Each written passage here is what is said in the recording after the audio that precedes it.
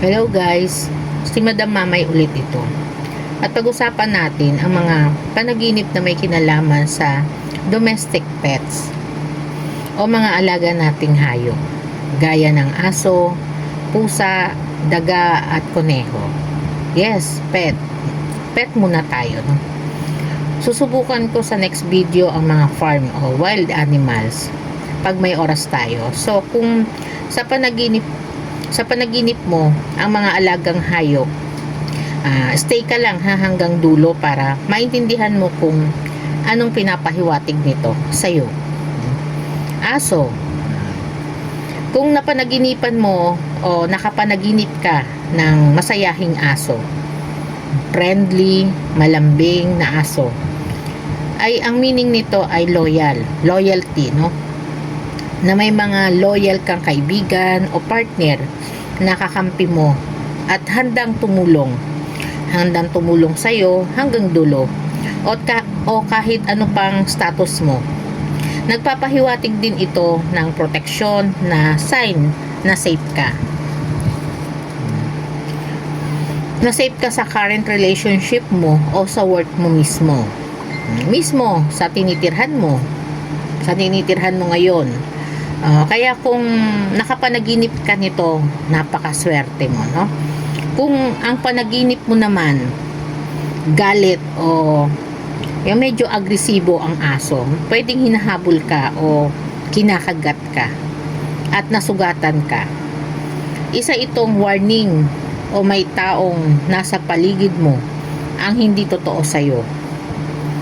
Kung ikaw ay nakagat, badya itong may taksil na sa paligid mo na dapat iwasan, no? Kung tinatahulan ka naman, ay may mga paparating na conflict o pagtatalo at gulo, kaya mag-ingat. Kung ikaw ay hinahabol pero hindi naman labas ang pangil ng aso, ito ay nagpapahiwatig na need mong mag-reflect sa sarili mo. Alamin ang nasa loob mo. Kung may mga galit sa puso o bat hirap, magtiwala o sa pera o maiaayos ng ng konti, no? Ito naman ang oras para baguhin ito. Sa pusa naman tayo, no? Sino may mga alagang pusa diyan, ha? Alam ko may mga alagang pusa dyan, no? Kasi si Madam may mga alagang pusa, no? At aso, pero mas marami kaming pusa, no? Mumimiyaw na nga ako eh. Kung ang pusa ay hinihimas ka o malambing ito sa'yo, ang pahiwatig naman nito ay yung intuition mo, no? At self-love ang unahin. Maniwala ka sa instinct mo, o kung nakakakutob ka o sa isang bagay na ayaw mong gawin, ay huwag mong ituloy, no? Kasi sabi sa panaginip mo, ito rin yung ay nagbibigay ng pinapaalalahanan ka, no? Pinapaalalahanan ka na magtiwala ka sa sarili mo at ang self-love muna, no? Bigyan ang sapat na atensyon ang sarili, no, at alagaan, at bigyan din ng oras, no, sa pagpaplano sa mga skilled o sa mga passion mo. Ayun yung sa pusa, no.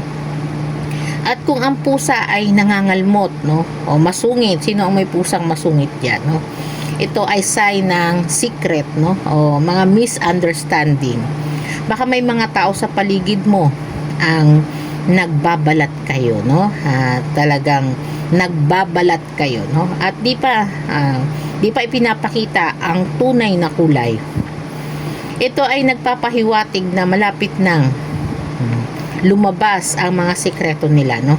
At warning din ito na huwag kang magkukwento sa iba ng sekreto, ha?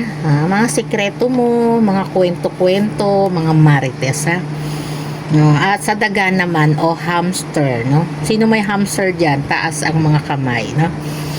At kung may hamster ka naman, no, ay ito naman ay cute, no? Maliit at harmless, no? Ito ay nagpapahiwatig na may maliit na alalahanin o mga worries o issue na maaayos naman, no? Pero sinasabihan, kapag napabayaan, pwedeng maging malaking problema, no? Kaya reminder, no, na minsan kapag nakita mo itong hamster sa iyong panaginip, no, mabusisi mong tignan at i-handle agad ang mga small problem, no, na pwedeng kahirapan, para hindi ito lumaki, no? Lumaki lalo na sa mga gastusin, ha? Kung ang mga hamster ay galit, no, naninira o nangangagat, at ito ay simbolo ng stress sa mga napaparating, no, na energy, no, yung parang parasite energy, no? Ito yung mga taong nandyan sa'yo para kunin ang mga bagay na meron ka, no? Para mga bonfire din, no? Mga bonfire na nanguubos ng energy, no? Sumisip-sip sa'yo, no? Parang parang mag-benefits, no? Mag-benefits sila, at pag wala na silang makuha sa'yo, may kilala ka ba nun? May kilala ako nun, ha? Ay parang wala na silang mapapala, ay iiwan ka na nila, no? O sisiraan ka na nila, no? Pero na-absorb nila ang energy mo at ang swerte mo sa bahay, no? At kung kuneho o rabbit naman, no? Kung ang kuneho ay masaya o energetic at pwedeng maglambing, ito ay maswerteng simbolo ng kasiyahan o may paparating na blessing, at pwede rin na fertility, no, na pwedeng magkaroon ka ng mga biglaang mabubuntis, no. Ito ay ang magbibigay sa iyo ng swerte at sign na ito ay para sa mga may planong magtayo ng business, no, na wag nang magdadalawang isip, no, at simulan agad, ha, para tuloy-tuloy ang swerte, no. At kung ang kuneho ay takot o nagtatago, nanginginig, parang stress, no, ito ay tungkol sa mga pagiging matatag mo, ha. Yan, tatatagan mo, ha, lalo na pagka no, baka may mga gusto kang simulan, no, pero natatakot ka, no. Pwedeng sa love, mga parang sa love life, no.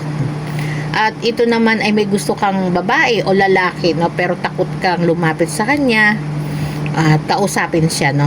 Ito ang sign na gawin mo yon, ha. Huwag kang mahiya, huwag kang matakot, huwag kang uurok, no. Mag-take ng risk. At ito ang nagsasabi na huwag kang magdalawang isip, no. Talagang tutukan mo, no, ang mga bagay na alam mong may magandang resulta sa iyo, ha.